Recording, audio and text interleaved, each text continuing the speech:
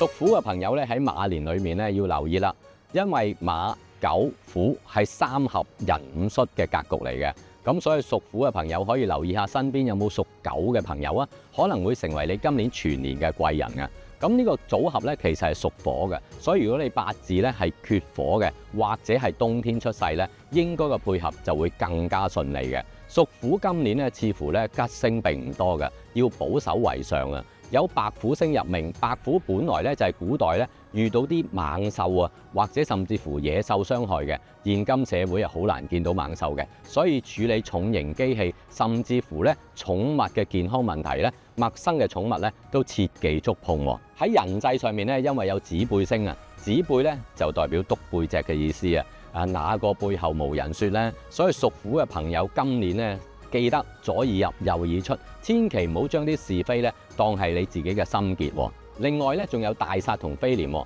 大煞咧代表好大嘅壓力嘅，所以屬虎嘅朋友咧，今年咧盡量咧做一啲輕鬆，甚至乎咧放下假，令到自己嘅壓力咧減低多啲啦。喺感情方面咧，因為有紅焰星啊，紅焰咧就好似晚霞一樣嘅，雖然係精彩，但係似乎短暫或者難於掌握嘅。所以屬虎嘅朋友咧，今年咧喺感情方面咧可以嘗試，但係咧要等待隨緣啦。屬虎嘅朋友如果想增旺下事業運咧，可以留意下個文昌位啦，因為今年文昌位咧就係東北位嘅。通常文昌位咧盡量用一啲綠色嘅設計或者佈置啦，亦都可以擺放一啲長明嘅燈，甚至乎咧應四嘅數可以放4支富貴竹或者文昌塔、水晶柱都可以嘅。